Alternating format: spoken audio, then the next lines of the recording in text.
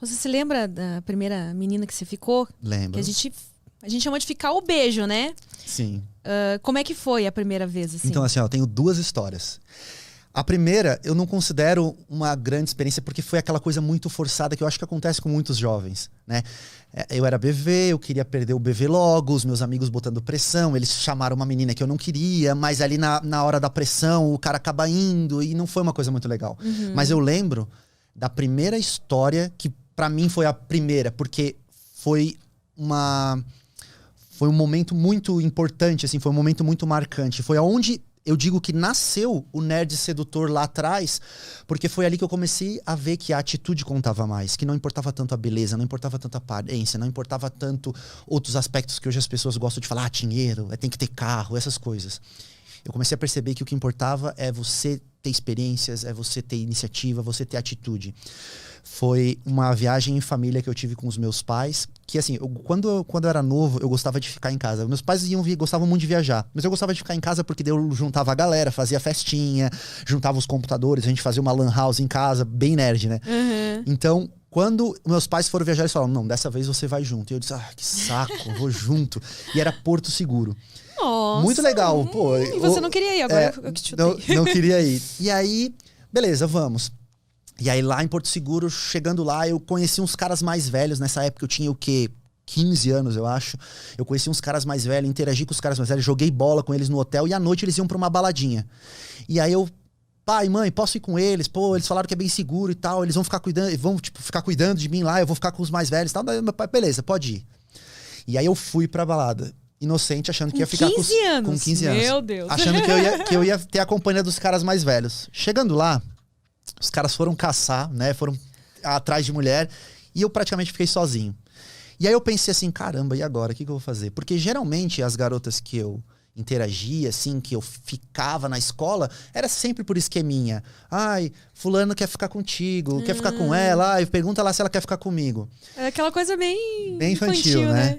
E aí, quando eu me vi nessa situação, sozinho, numa cidade onde ninguém me conhecia, e uma oportunidade, Porto Seguro lá, festa, meio que carnaval, micareta, assim, e eu tenho que aproveitar, sabe? Eu não posso perder essa oportunidade. Então eu entrei em consciência de que eu tinha que criar minha própria oportunidade, certo? Nossa, mas você já tinha essa visão assim tão jovem? Eu buscava, assim, eu sempre fui um cara muito racional. Eu sempre quis enxergar as coisas por uma ótica muito racional. Eu pensei, se eu não aproveitar aqui, eu vou perder oportunidades, eu vou perder uma noite, e eu não quero deitar minha cabeça no travesseiro e pensar, podia ter feito alguma coisa a mais lá e tal. E foi nesse momento, ou em algum momento próximo a esse, que eu vi uma garota me olhando. O nome dela era Anair. Eu nunca vou me esquecer. Anair. Eu vi ela me olhando e eu falei, cara, isso é um indicador de interesse. Mas você já tinha uma percepção natural, né? Sim, eu Porque tinha um pouco. tem homens que não têm essa percepção da troca de olhar. Exato. Chegam antes da hora, né? Mas Exatamente. Enfim, continua essa história que a gente vai falar melhor sobre isso depois.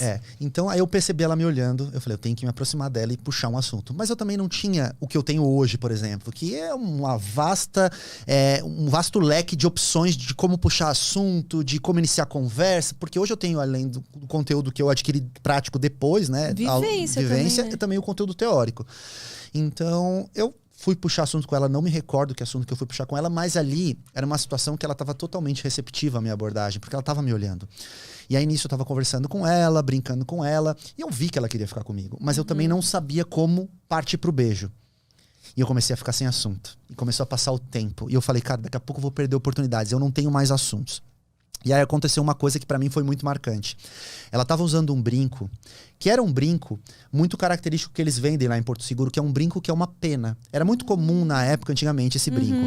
E era um brinco que os vendedores ambulantes, eles vendiam na praia muito. E os vendedores ambulantes lá de Porto Seguro, eles são bem insistentes, assim, eles querem te oferecer a todo custo. E aí eu olhei pro brinco dela e eu pensei, opa, mais um assunto pelo menos eu tenho. E aí eu falei assim, e agora que eu percebi uma coisa em você. Você foi convencida pelo vendedor ambulante, porque eu vi que eles estavam vendendo esse brinco lá na praia. E quando eu falei esse brinco, eu coloquei a mão na orelha dela, assim, suavemente. E quando eu fiz esse gesto, ela fechou os olhos e preparou para o beijo. E aí eu falei, é agora, é o momento. E nesse momento eu entendi a importância do toque. De você, quando você estiver conversando, você pega, você faz um toque, você tenta uma aproximação. Se a garota permite, ótimo, você pode avançar. Se ela tirar Se a mão, ela tirar, já... opa, isso é um sinal negativo. Você tem que continuar a conversa e perceber se há outro sinal receptivo adiante. Então, nesse momento eu percebi que ela estava pronta pro beijo. Eu parti pro beijo e aí a gente ficou e pá, foi sensacional. Foi um sentimento de conquista muito grande, porque pela primeira vez eu tava sozinho numa balada com pessoas mais velhas e eu consegui ter sucesso. Então eu me senti muito confiante. Eu voltei pra Florianópolis e depois daquilo eu consegui ficar com outras garotas em festas que eu ia, usando basicamente as mesmas estratégias. Eu fui adaptando essas estratégias e eu fui aprendendo. Então eu considero que essa foi a conquista mais importante que eu tive na minha fase de jovem, assim. Ela tinha quantos anos? Ela era mais Ela velha? era um pouco mais velha. Se eu não me engano, ela tinha 17 anos, assim, mais ou menos. Nossa. E eu tinha entre 15... E você gostava de compartilhar essas experiências com seus amigos? Você falava de uma maneira assim, se sentindo orgulhoso? Ou como é que era? Porque, pô, devia ser assim para um moleque de 15 anos, né? Ou ficou com a mina lá de 17. Devia dar um orgulhinho, assim, dá um né? orgulho, dá um sentimento bom, assim, né? Porque é o sentimento de conquista. Eu sempre falo que, assim, os relacionamentos, assim... Até vou parafrasear aqui, tem um filósofo...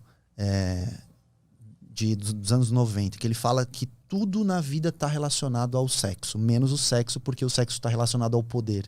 Então, queira ou não, quando um homem, ou até mesmo uma mulher, ele conquista aquilo que ele quer, é um sentimento bom, sabe? É um sentimento de poder, não um poder sobre a outra pessoa, não é isso. É um sentimento de conquista mesmo, assim, sabe? Então, eu sou capaz, né? Eu consigo, eu sou capaz. Mesma coisa quando um atleta consegue atingir uma marca histórica, um recorde, alguma coisa assim, ou um empreendedor consegue atingir os seus resultados financeiros, eu acho que tudo isso tá meio associado, assim, um sentimento de conquista, né?